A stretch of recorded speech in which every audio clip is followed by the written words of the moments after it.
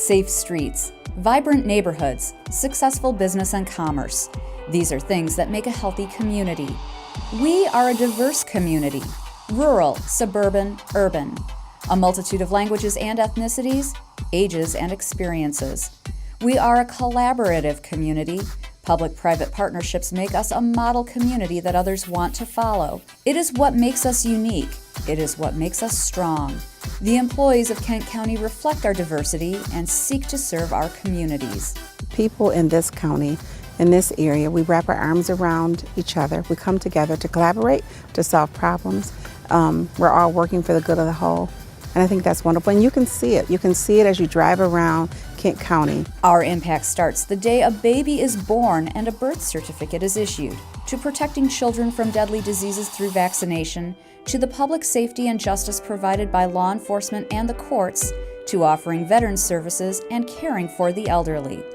Every day we work to keep our communities robust. I think if you are somebody who is interested in serving your community, in building a strong knowledge base and a good group of people to work with, then the county is one of your best employment opportunities out there. It's been completely rewarding in every way I could possibly explain for 26 years, and I feel like I grow every single day still today. Leading these dedicated employees are 19-member Board of Commissioners and our County Administrator Controller, along with our elected officials and appointed department directors, placing emphasis on civic involvement, quality housing, vibrant neighborhoods, and strong, solid infrastructure to allow businesses to thrive.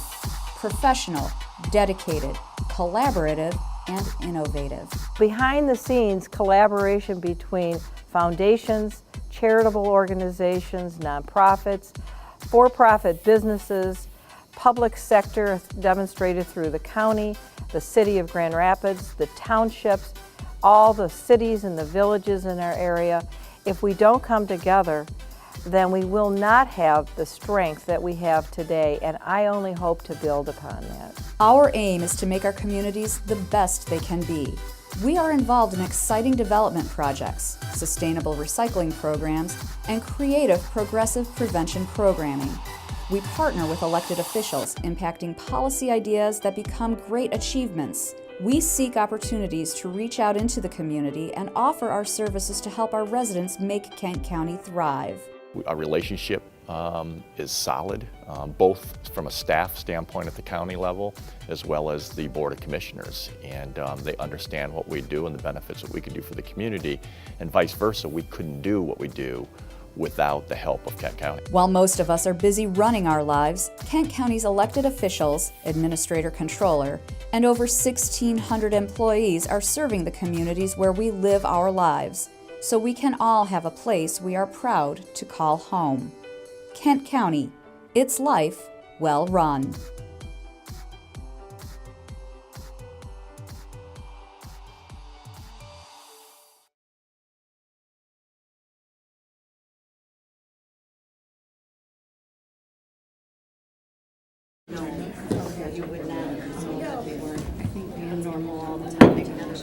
Good morning.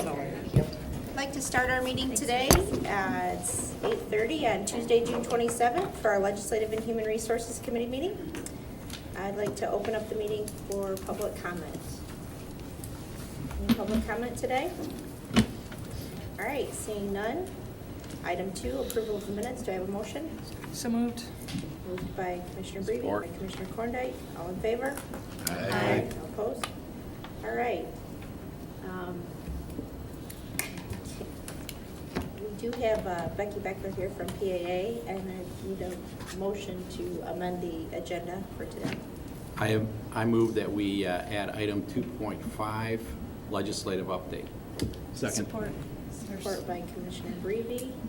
We would like to add, we are going to add a agenda item then for a PA update. Becky? Oh, I'm sorry. All in favor of the motion? Aye. All opposed? All right, Becky, please come up. At least that wasn't a close call. Please. Yeah, we like you. Worried there for a second that I might not get past the vote.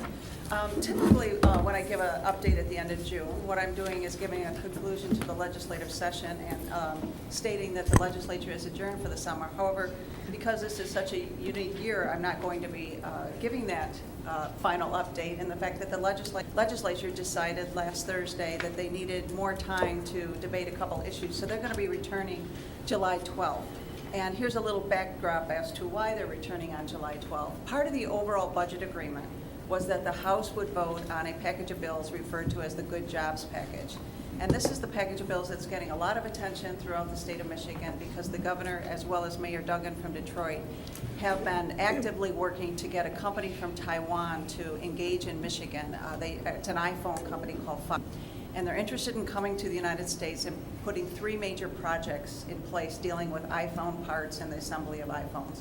Significant amount of investment in the state of Michigan and potentially jobs as well. However, we are in competition with some of our neighboring states. I understand that Ohio and Wisconsin are clearly interested. There are rumored to be 3 projects, so there's a possibility, as well as California, for the opportunity for Michigan to get Foxconn into Michigan. However, an incentive would be part of this Good Jobs package of bills, which offers tax incentives for businesses such as this that would be coming in the state of Michigan. So the agreement was that the House would actually vote on this package of bills and give the governor an opportunity for another tool in the toolbox, if you will, as he continues to pursue this company. However, at the last minute, the House did not vote on this package of bills. They claimed that the governor was negotiating with the Democratic side of the aisle and on issues that they were not supportive of or had no knowledge of. So they refused to take the vote. In turn, caused the Senate, when they returned on Thursday, to not complete a part of the overall package dealing with the budget, dealing with the teacher pension piece. They decided that they would have further review on that. So what they were trying to do was push the House into voting on the Good Jobs package. So we've got some pieces in place here. However, the budget did get completed by both chambers and it's on its way to the governor. It's being reviewed right now. And we have several issues that we were watching in the budget, and I provided a update on our priorities because it includes so many of the budget of the budget items that I thought we should include that. On the non-Kent County issues, there were some significant changes in the budget. As you think about it, it's a $56 billion budget. What did they include that we probably didn't talk about? There are 150 more state troopers, which brings us up to the highest level in the state of about 1,150 state troopers. So the addition of 150 is significant. The governor did win $150 million back into the rainy day original proposal, which brings the rainy day fund up to about $880 million. For K through 12, they will receive $120 per pupil, which is a significant increase. Universities will get a 2% increase if they agree to keep their tuition hike below 3.8%. There'll be $25 million for the emergency fund in Flint to continue to remove the lead pipes out of Flint. There's $35 million for underground infrastructure projects throughout the state of Michigan that individuals are able to capture. It's the highest amount of transportation money in the history of the state budget, except for 2009, when, if you recall, the Obama administration offered a stimulus package. So we've got about $4.5 billion going into our transportation system as well. So those are some significant changes in the budget. Specifically to Kent County, I'd like to just run through because they do align with some of your priorities. Not a budget issue, but something that we've been working on is raise the age for juveniles. We did have a very good Senator Prose, legislative director. I'll continue to follow up with his office in hopes that he will be introducing that package of bills for us. He is the Senate subcommittee chair on corrections, and it's something that he has a passion for, so that is an individual that we have sought out, as well as Senator Rick Jones, who chairs the Senate Judiciary Committee. So hopefully over the summer, we can develop legislation on that issue. The Kent School Services Network, we were able to get this back into the budget. The governor had proposed about 54 new positions. However, the House version didn't include this, and the Senate only put a $100 placeholder, but the governor's office was able to secure 45 FTE positions. I think this could be very helpful to the county as we pursue additional positions for our network. County revenue sharing, all counties received a 1% increase, so we continue to move forward versus backward. Tax capture district reform, that is going to be a fall issue. We continue to work with the Michigan Association of Counties on that project, and we're aiming at a fall legislating. Perhaps the most controversial issue in the Health and Human Services budget was boilerplate referred to as Section 298, and I've included it in this package. The good news is that we've been working on some boilerplate specific to Kent County. We wanted to be included in a pilot project, and our language was included. So the county will be able to look into a pilot project specific to the county. Also, part of the budget process, it was actually rolled up into it, is a supplemental, which offers $3 million to initiate these pilot projects before the October 1 start date. Typically, pilot projects, because it would be a fiscal year 17-18, wouldn't start till October 1. But because they have this $3 million in a supplemental, those that can get up and running sooner can start to put those together prior to the October 1 budget.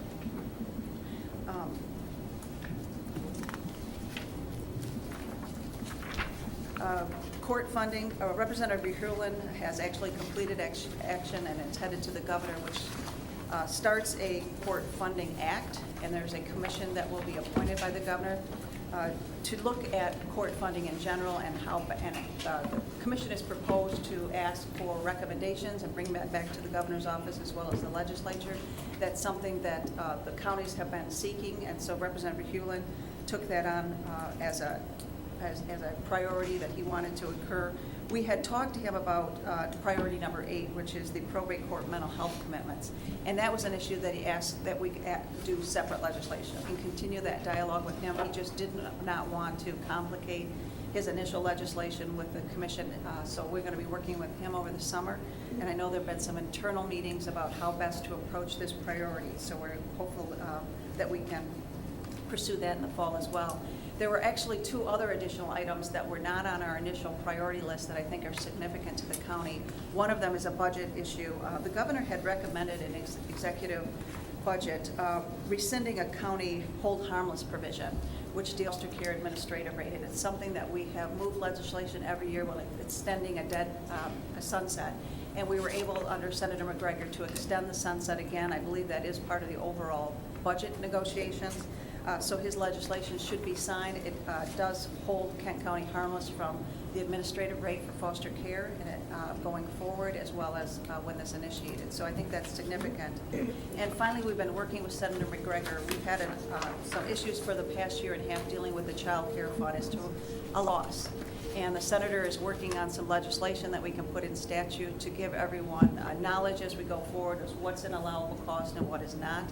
And so we look forward to, if it's not introduced July 12th when they return, that we are hopeful that that will be something that will be introduced in the fall. And I'm certain that he will begin hearings on that as well. So those are some of the major issues that we've been working on. I would be happy to answer any questions. Any questions for Becky today? Mr. Constein. Thank you, Chair Bolter. A couple bills popped up about sanctuary cities, and if you look at the bills that were written and how poorly they're written, and basically just taking local control away from the local units, do those bills stand any chance of advancing any further? They advanced out of a House committee, and I believe they are still on the House floor. I would not be surprised if the House votes them over to the Senate, but I don't believe that the Senate has any interest in taking those out. But I would not be surprised if the House actually moves on that issue. So the House as a whole is satisfied with every wording and how it's being presented? No, I wouldn't believe that the entire House is satisfied with it. I think that will be a very controversial issue on the House floor, but I think from a leadership perspective, they want to move those forward. Whether they have the votes at this time is yet to be seen. I know there is some consternation with the wording of that and how that is put together. Okay, thank you. Commissioner Smith. Thank you, Chair. Good morning, Becky. Good morning. First of all, thank you for your help in getting the Section 298 language to at least be where we'd reasonably like to see it. You had indicated the $3.1 million that the governor put in there for facilitation. I had heard that that would not be available to the pilots. What are you hearing as to what that money would be available for?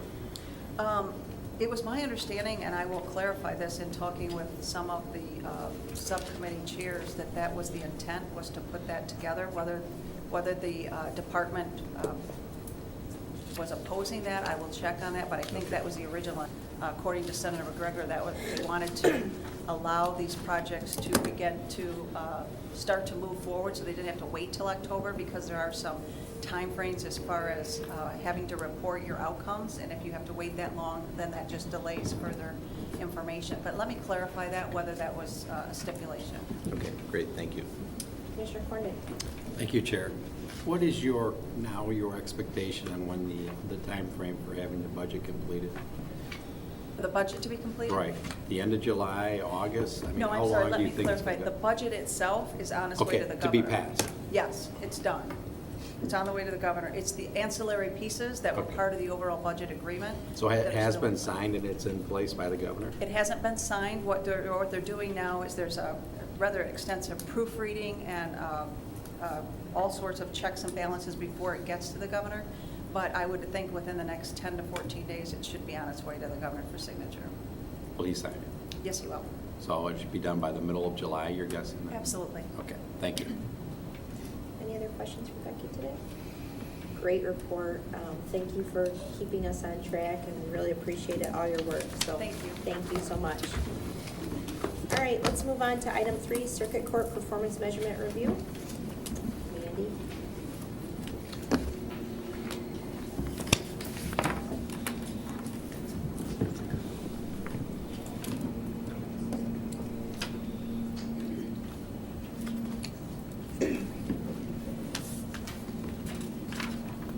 Thank you.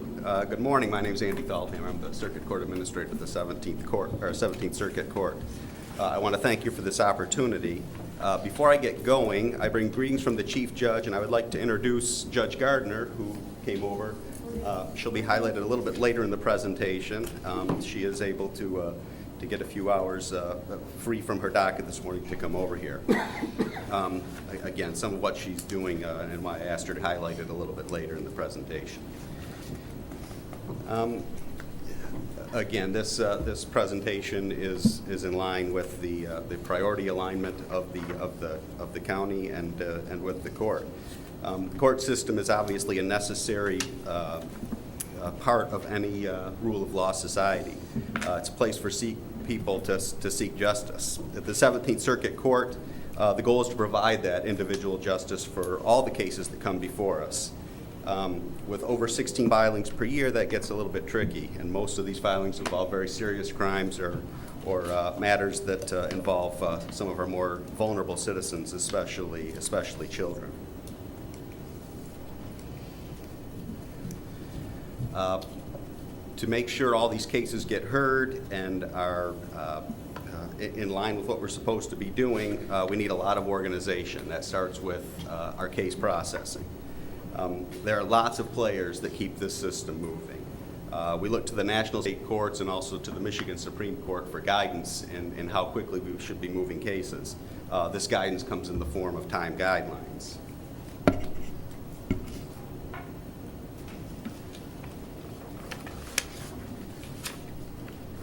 These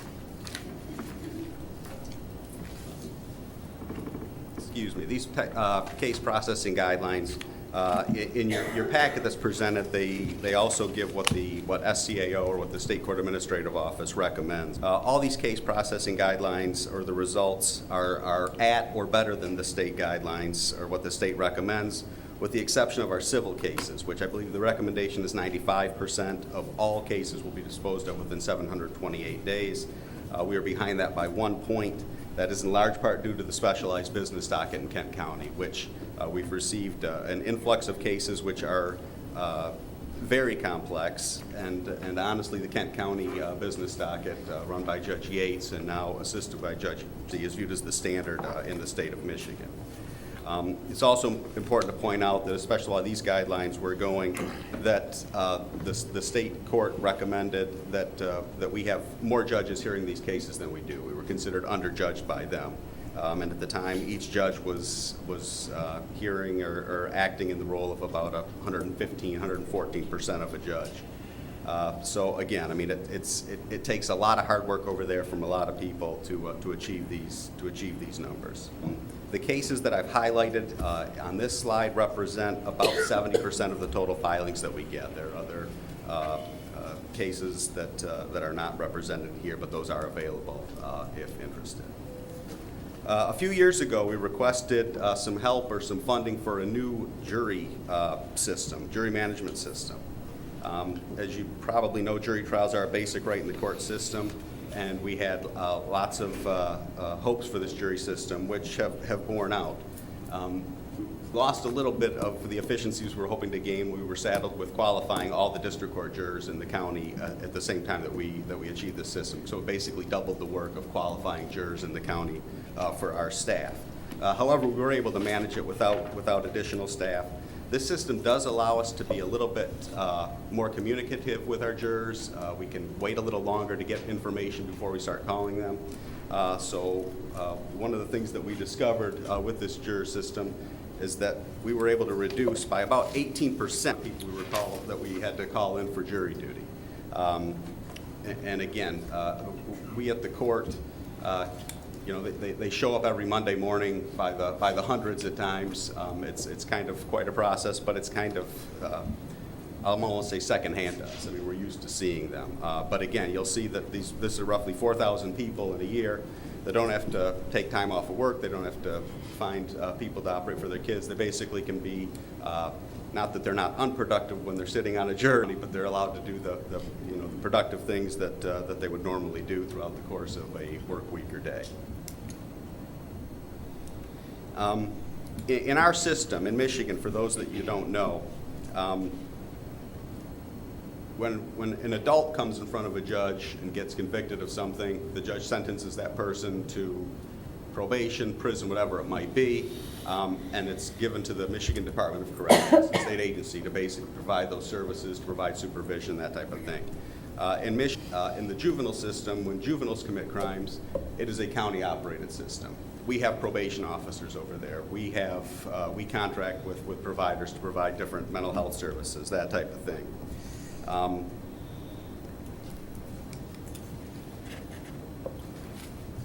far as community safety and the job that we do with these kids, I can't emphasize these numbers enough. These are numbers that are impressive. And I brought my deputy court administrator, Brian Vogel. He's, again, at the direction of the presiding judge of the family division. This is basically a large part of what he's responsible for. And again, community probation, again, we're looking at recidivism here, and those people that are referred for a new law violation. And I think under 15% is something to be proud of. We are under 8% in 2016. Again, we are serving these kids in their homes, in the community, which research says that if you can do it, if it's safe to do so, it's much more effective for them. It saves money for costly institutional placements, et cetera. But obviously, we're probation officers. While we're having lots of contact with them, they're living at their home. They're living with their parents. So one of the big indicators that we do is we look to make sure that the parents are satisfied with what's going on. They're actually living with the kid. A kid can probably misrepresent themselves for the 45 minutes to an hour that a probation officer's in the home, but probably not too long with the parents. Laura Marsh is here. She manages our adolescent sex offender program. And these are kids that come in, again, for obviously criminal sexual conduct type offenses. And you'll see that we've had 0 new sex offenses for quite some time for kids in this method of treatment. Stacy McGinnis, who is not here, is our detention center superintendent. Again, we do not let kids escape. Again, as I said, it's ideal if you can treat kids in the community, in their homes. Not always safe to do so. There is a need for a juvenile detention center and to detain some of these youth from time to time. Moving on, I swear sometimes part of court administration is to try to keep people out of the court. And the Alternative Dispute Resolution Center is one of those ways to do that. again, for those of you not familiar with the concept, instead of having to go in front of the judge for a trial and that type of thing, we basically get some meet together where the two parties can come together and come to an agreement on their own. I mean, this saves, again, a lot of time, a lot of effort, a lot of expense for those involved. And as you can see, I don't think I put how many on there, but there were about 500 total settlements in 2016.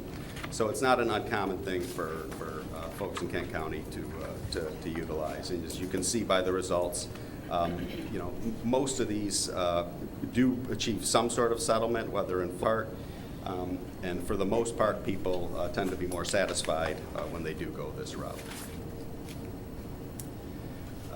Again, to echo a little bit of what your last presentation said as far as significant budget issues, reimbursement delays and policy changes from the state of Michigan have been, feel like at times a bit of a moving target for us. I do sense that there has been some movement in this. We are, again, there's been lots of efforts from not only people in this county, but statewide to try and get this moving. The Child Care Fund was mentioned. We also have, again, without boring you too many details, Title 4E, which is a huge cost to the counties if the state is not paying for them. I would like to mention this, while it's kind of the Department of Health and Human Services that I guess I would view as some of the source of this. I would like to say that there's a difference, at least I view a difference, between our local office, Department of Health and Human Services, and central office. While they're obviously under the same umbrella, I think that most of us would agree, at least in the court, that we have a very good collaborative relationship with our local office, and it's more some of the decisions from central office that are driving some of these issues that we're seeing with the budget. As I said, if we can't treat kids in the home, if we do have to send them to institutional placements, those placements are very expensive, roughly $200 a day, and it seems like the cost for those placements goes up increment percentage every year. It's, I guess, just the cost of doing business, so to speak. Indigent defense legislation, which, again, I think most people are aware of, but that's basically just providing court-appointed attorneys, and they are increasing the standards of what's necessary for that system. Now, the first 4 set of standards have come out, and they seem pretty innocuous. I don't think they're really asking for much that we're not doing at this point. The next 4 and 4 sets after that might get a little bit more, where they're talking into rates that we're paying these attorneys and how often they have to see them and caseload sizes, those types of things. That could be something, obviously, to keep an eye on. But also a big part of those standards is that they're taking it out of the judiciary, or that it shouldn't be part of the judiciary, which it is here right now. So obviously that would have to move away from circuit court administration and obviously somewhere else. And raise the age was mentioned before. For those who don't know, right now, if 7 commits a crime in Michigan, they're considered an adult. We're one of only 6 states where that's the case. Mostly it's 18. There is an effort out there to change that, to match that of other states in the union. However, as I said before, we monitor juveniles at the county level. If they give us 17-year-olds, that will increase the amount of kids that we have to monitor at the local level. I mean, there is a cost to that. I think I mentioned the cost for residential treatment as well, if necessary. And you know, our kind of again, you don't know for sure until it happens, but our own analysis of that type of thing would probably increase our budget, at least those items that deal with the services of youth, probably by roughly 33% is what we're looking at. And you know, there's a lot of different ways. We talked to district courts, how many 17-year-olds. We looked at how many 16-year-olds we got, and might be roughly the same, et cetera. But there's also kind of a hidden factor to that cost, is that when we have a 16-year-old who turns 17 and we've done really what we feel everything that we can do with the youth, then we discharge them. If a kid is 17, obviously we're gonna be responsible to keep going with those youth. So it's no small thing if that happens, for sure. A few accomplishments that we've done at the court. We implemented our standardized assessment tool, which is something that we use for juveniles. It's basically a way to get standardized data. It's just another data source for making decisions for how we treat these youth that we're charged with, that have committed crimes. Hopefully we can target that treatment both individually and community-wide once the tool gets up and running a little bit more and some analysis is done, kind of normed for our county. Our paperless specialized business docket. As many of you may or may not, the state is really pushing towards an electronic filing system and eventually probably towards more paperless courts throughout the state. We've kind of known that was coming, and yeah, I should recognize Nick Little and Tricia Finney at the court. They've been Nick is in charge of our case management, and Tricia is kind of in charge of a lot of the clerical support for the judges in the county. But it's been a pretty big collaboration with the clerk's office has been instrumental, especially over at the court. IT, purchasing, I mean, there's just been a lot of people that have helped make that possible. Again, we are paperless with the business docket. We can be paperless. That doesn't mean some people don't print those documents once they get them. Some people still like to have that hard copy in front of them. But it's done. This will be a very good foothold once electronic filing becomes mandatory for other things. We kind of have a blueprint for how to do it, at least with those civil cases. We'll probably look to expand that to the rest of our docket, then criminal and family, which may or may not happen concurrently as we're doing so. Back last fall, we received a grant from the State Court Administrator's Office to pursue the feasibility of a mental health court in our county. And this is what would be considered a problem-solving court, similar to drug courts, similar to, God, I don't know, there's lots of different problem-solving courts. But this is just a way to get more specialization or expertise involved in the mental health system for these. The main driving force for them committing crimes is a mental health issue. Judge Rossi has agreed to be the judge for this court. Again, this was something that I was a little surprised at how quickly a lot of support was garnered for this idea. We have the sheriff department involved, we have the prosecutors involved, we have the defense bar involved, Network 80, of course, other community members. I'm going to something this evening about how often incarcerate those with mental illness. And finally, we've got a few specialty courts or problem-solving courts, or just kind of a different way of doing things that we think is going to be more effective, that we've started actually this year. I know that this is a 2016 presentation, but it's going to be a while before I get to give a big one before you again, so I wanted to brag a little bit about a few things we're doing. The first is our truancy court. And the truancy developed in response to a 2013 task force sponsored by the governor that several people in Kent County went to.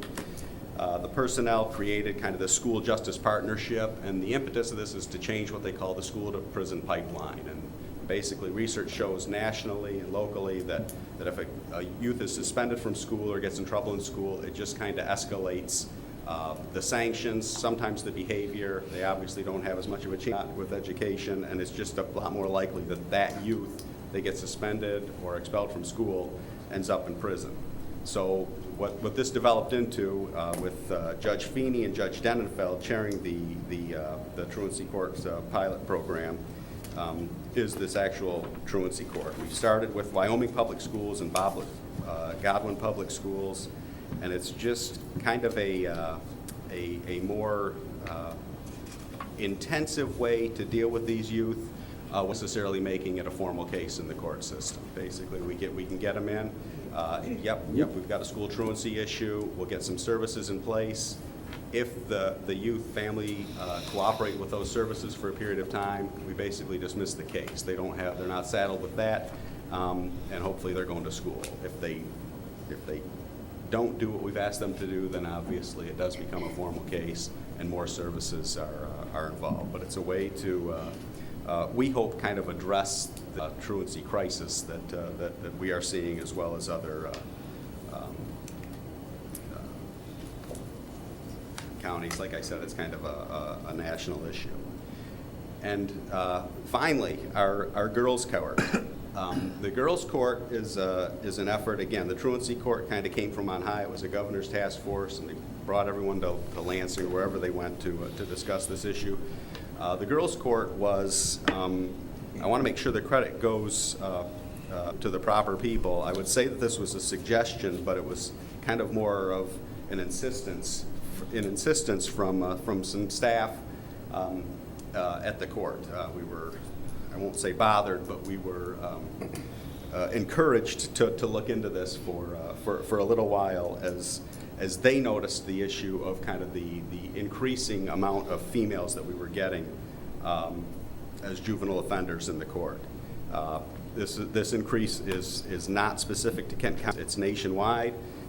However, a lot of the services, especially in the criminal justice or even in the juvenile justice system, are kind of more catered towards, while they're more individualized in the juvenile justice system, they're kind of designed for young men, so to speak.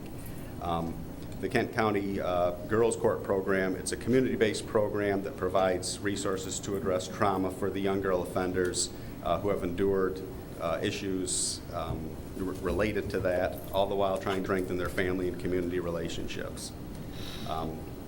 The Girls Court is established to address the needs specific to the female offender and specific to that specific female offender, to connect girls with their family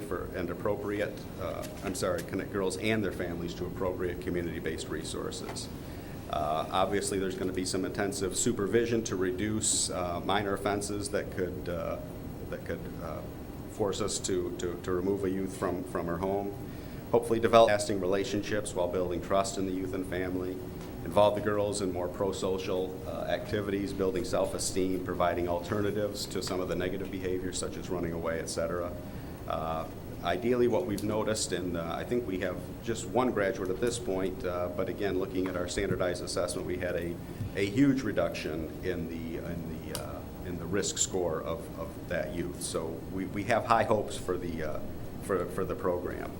And I did invite a few people to come over. Obviously, Judge Gardner is the judge who's again taken a portion of her docket, her very busy docket, to make sure that we see these girls regularly. Again, just to kind of update, hold them accountable, make sure they're doing what they're doing, and sometimes give them the praise that they deserve for doing so well. So Judge Gardner, the supervisor of the program, and Marcella Morris may have been the one who was, again, bugging's probably not the right word, but was very encouraging of me and Brian to enter into this, is the supervisor of Christine Westmoreland, who is our probation officer, who deals with these. I don't know if you people want to stand or just wave. We have a therapist, Hannah Nelson, who is out of state right now, I believe, at a training, probably to learn how to do this better. Stacy Van Dyken is the attorney that does this, and we do have one of our surveillance here. There's actually a team of 5 that are involved with this program. Again, this is a rather innovative approach that I get to sit here and take a little bit of credit for by telling you about it, but I can honestly say I had very little to do with the actual implementation and operation of it. Just another example of the fine staff that we have over there, and devoted people to recognize the need in the county and go forward. It's kind of, a mental health court that we're working on. A grant is issued, so we apply for it, and now there's kind of this model that we have to follow. Truancy court kind of comes from on high. The governor's office says, hey, this is an issue, so we do it. Girls court came from a need that our staff noticed, so on we go. Again, I just kind of be repeating myself with some of these key collaborations, the School Justice Partnership and our problem-solving courts. Our paperless prison packet was something that's small and an easy do, but it turned into something that wasn't. This was basically, we'd send a stack of papers like that every time someone would go to prison. Now we send no paper when people go to prison, but it just seemed like there were a lot of people that needed to get on board with that type of thing. Look ahead, again, we're very excited about our truancy court and girls court. We think that is kind of some generational improvements that we can provide. our indigent defense standards, and I didn't even talk about our Child Welfare Partnership Council, which is kind of the performance-based way of dealing with the youth in our neglect abuse population. But I believe that that's probably more of our local office's thing to discuss. So with that, I thank you. There are literally hundreds of people that I represent. It's truly a team effort what we do over there. The level of professionalism and conscientiousness is humbling. I do take pride in being part of a court system that works as well as ours does, the necessity of a civil society, and it's an honor for me to represent the people that do such a good job over there. So, any questions? Thank you, Andy. Are there any questions today? Commissioner Bont? Thank you, Chair. As a county commissioner, I get all sorts of questions, and I never get the same question twice. I get the question from about each department over a period of time, and they're never the same question. But the other day, I heard a comment, you know, the coffee shop talk where people think they know what's going on, but it's not really how it is handled. And the question about divorce cases and how the children are handled as a result of that divorce case and who gets the child. Could you just top line that a minute for me? And then just to follow up, you gave a wonderful presentation this morning. I really appreciate it very much. Thanks. Well, again, I mean, I think one of the first things I said is that the court attempts to give individual justice to each individual case. So divorces with minor children, we probably get about 1,500 of those a year. I think it would vary case to case depending on the dynamics within the house. You know, age of children, need of children, you know, income of both parties. I mean, there's a lot of things that go into it. It's, I guess the way I would say it is that the judges or referees or attorneys, whoever, would gather as much information, and also our friend of the court would gather as much information about what's going on in that home as possible, and what we can actually, a court of law, and then the judge would make the decision on, again, I don't know if you're talking about custody or child support or that Custody, type of thing. yes. But yeah, where the child goes, then the judge would make that decision based on, again, as many factors as they can garner from the parties of the case. Do you use a similar formula for everybody, or is it subjective? A big part of subjective? Well, I mean, there's the whole fairness issue, that's what I'm, you know. yeah, I mean, On some of these things, we have a good formula and who pays what and how that's handled. And right, and if you're looking at again, child support and how much, then yeah, there is a specific formula that you go into. I mean, if you were interested, you could go on that today. There's a link at the State of Michigan, the Office of Child Support, right, which provides, you know, exactly what that should be. Again, there are other factors involved, but for the most part, it is, if you make this much, they make, how many nights are you going to spend at this place, how many nights are you going to spend at this place, and it kind of spits out a formula. I feel like I'm not doing it justice because it's more complicated than what I'm making it sound. But yes, it should be a similar process for whatever family comes before the court. okay, thank you. Commissioner Korndike? Thank you, Chair Bolter. Thank you, Andy, for your report today. Appreciate it a lot. I didn't see anything in here, though, in regards to caseload on judges. Is it up? Is it down? How's the busyness of the court looking in the past year or two? The total cases have gone down a little bit. I believe our civil filings, page 3 of the packet that went, actual number of civil case filings, that gives the actual number of filings that we've received. So you see in 2016, the major one that went up was our child protective case filings. But yes, we are down overall in total. So does that mean that the chief judge is happy with the number of judges and the workload's good? Or? Well, as I said, there's different ways to look at that. The JRR report suggests that we still are short on judges, but the chief judge is very pleased that we got the additional judge, and she's doing a very good job in alleviating workload for all. So we're good for now, you think? Good for right now. Yes, okay. We're good. Thank you. Any other questions today? Commissioner Stead? Thank you, Chair. A couple of questions. First of all, when you talked about the potential budgetary impact from the detention that we raised the age of juvenile to 18. You said 33% increase. That seems like a shockingly high number for the impact that would have on us. Do we have a strategy in place if that gets passed at the legislature this time around? Are we set to go with that? Well, again, I mean, we have amount of probation officers. I mean, again, to be set to go, it's going to be a commitment, I think, budgetary to accommodate that, whether it be more probation officers or if we do have to put more kids in placement. I will say that one thing we have started is we broke ground on the new detention center, which is going to expand the beds by 20 beds. Right now, we're using one pod in the detention. We've been doing this for a few years to kind of create our own residential treatment center. That's it's an existing resources that we had, and we have the expertise to do it. So instead of, again, it's a 4-month program. We have 8 kids in each, so 24 kids that we get to keep right here in Kent County. Our probation officers get to maintain contact with them, et cetera. We would probably look to expand some of that programming in our new detention center once it have more capacity to do so. And again, that will, hopefully 17-year-olds don't just fill all the detention beds. But yeah, I mean, we're aware of it.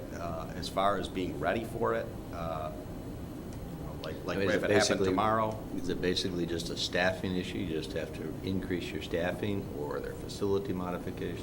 Well, again, the staffing would increase.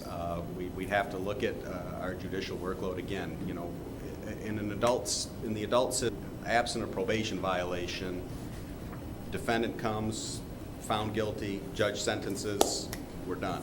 DOC takes it from there. In the juvenile system, that's not how it works. The juvenile code requires constant review of these kids, 3- and 6-month reviews.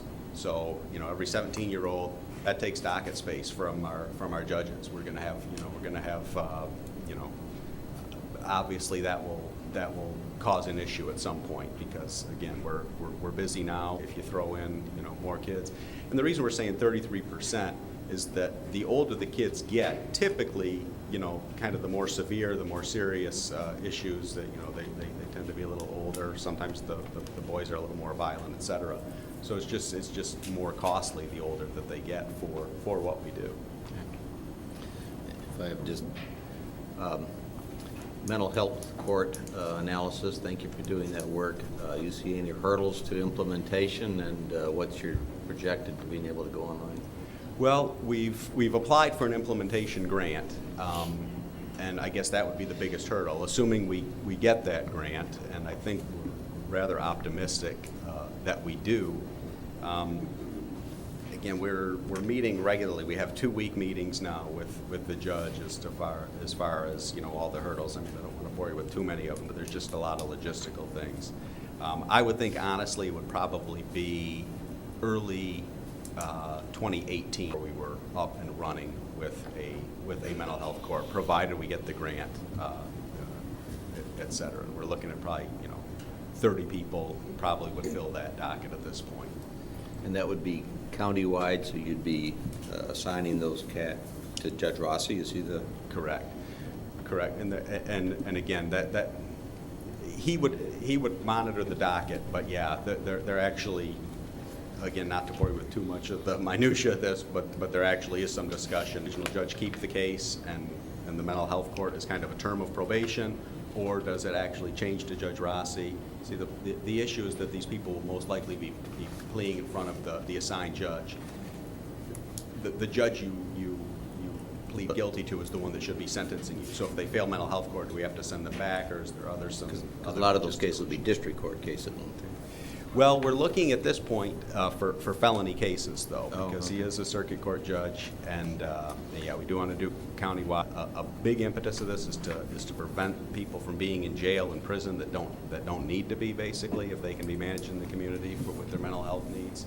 So yes, at this point we are looking at felonies, and again, it's a limited resource. We've got Judge Rossi, who's doing an afternoon a week, at least is what he's planning on. And these models, these people have to come in a lot. I mean, weekly, bi-weekly, sometimes monthly, depending on how they're doing in the program.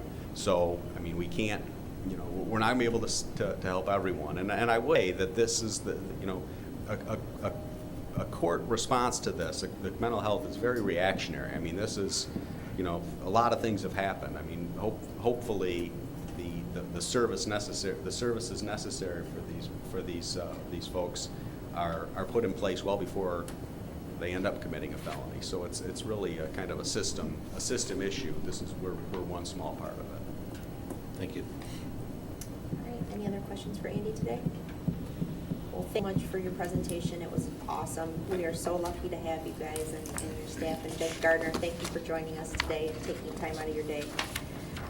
All right, we're going to move on to item 4, Agricultural Preservation Board and Land Bank Authority appointments. Darrell? This is a request to recommend to the board to appoint Stephen Versluis to the Agricultural Preservation Board to fill an unexpired term ending December 31st, 2018, and to appoint Timothy Hagsma to the Land Bank Authority to fill an unexpired term ending December 31st, 2018. A vacancy occurred in both of these boards, and solicitation of interested citizens to serve took place shortly thereafter. An interview team consisting of Vice Chair Mandy Bolter and Commissioners Emily Breivy and Stan Steck reviewed applications, conducted interviews, and is recommending the appointment of Stephen Versluis to the Agricultural Preservation Board and Timothy Hagsma to the Land Bank Authority to fill unexpired terms. Motion? So moved. Support moved by Commissioner Steck, support by Commissioner Breivy. Any discussion? Commissioner Constein. Thank you, Chair Bolter. Just wanted to thank you. Being on the land bank with a 5-person committee with someone that's not on the board anymore kind of puts a lot of conflict, especially on me, because the meetings are the same day as this committee, the full committee. So of the meetings I've attended this year, I've told you've got to be at every meeting, because if you're not, we don't have a quorum. So maybe if we could keep that in mind, because it's been almost 8 months since this vacancy occurred. Thank you. Any other discussion? Question? All right, all in favor, say aye. Aye. All opposed? All right, moving on to item 5, miscellaneous. Is there Commissioner Cornick? Thank you, Chair. I just want to take one last opportunity, since this is the last meeting that Darrell is going to be here in his official capacity, to say thank you for all the work that you've done. When people ask me why I run for county committee, it's always to try to make our community a better place to live, work, and raise a family, and I believe that's your reason too, so thank you for that. Any other Commissioner miscellaneous? Commissioner Mott? As one of the old timers, along with Dan, I would echo those same sentiments. Darrell, everything was always well done, well managed, and I was proud to be with you, and I didn't ever have to harass you too often. I wasn't here last week when they had the farewell to the full board, but I appreciate your good service, and can say nothing but give you high grades. And you come from Plainfield Township. What else can I say? Any other Commissioner miscellaneous today? I want to echo the same thing, and thank you so much, Darrell, for all your service. And obviously our thank yous and our reception isn't going to be nearly enough to thank you for all that you've done. So thank you. Best wishes. All right. Any other miscellaneous? We are adjourned.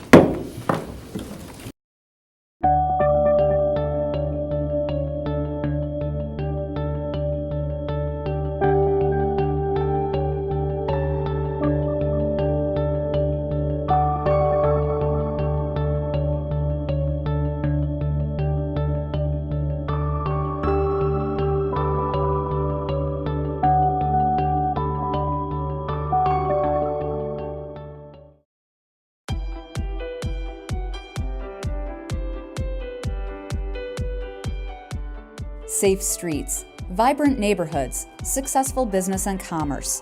These are things that make a healthy community.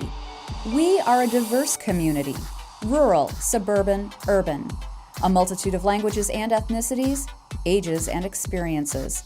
We are a collaborative community, Public-private partnerships make us a model community that others want to follow. It is what makes us unique. It is what makes us strong. The employees of Kent County reflect our diversity and seek to serve our communities. People in this county, in this area, we wrap our arms around each other. We come together to collaborate, to solve problems. We're all working for the good of the whole. And I think that's wonderful. And you can see it. You can see it as you drive around Kent County. Our impact starts the day a baby is born and a birth certificate is issued, to protecting children from deadly diseases through vaccination, to the public safety and justice provided by law enforcement and the courts, to offering veterans services and caring for the elderly. Every day we work to keep our communities robust. I think if you are somebody who's interested in serving your community, in building a strong knowledge base and a good group of people to work with, then the county is one of your best employment opportunities out there. It's been completely rewarding in every way I could possibly explain for 26 years, and I feel like I grow every single day still today. Leading these dedicated employees, our 19-member Board of Commissioners and our County Administrator Controller, along with our elected officials and appointed department directors, placing emphasis on civic involvement, quality housing, vibrant neighborhoods, and strong, solid infrastructure to allow businesses to thrive. Professional, dedicated, collaborative, and innovative. Behind the scenes, collaboration between foundations, charitable organizations, nonprofits, for-profit businesses, public sector demonstrated through the county, the city of Grand Rapids, the townships, all the cities and the villages in our area. If we don't come together, then we will not have the strength that we have today, and I only hope to build upon that. Our aim is to make our communities the best they can be. We are involved in exciting development projects, sustainable recycling programs, and creative progressive prevention programming. We partner with elected officials, impacting policy ideas that become great achievements. We seek opportunities to reach out into the community and offer our services to help our residents make Kent County thrive. Our relationship is solid, both from a staff standpoint at the county level as well as the Board of Commissioners. And they understand what we do and the benefits that we can do for the community, and vice versa. We couldn't do what we do without the help of Kent County. While most of us are busy running our lives, Kent County's elected officials, administrator controller, and over 1,600 employees are serving the communities where we live our lives, so we can all have a place we are proud to call home. Kent County, its life well run.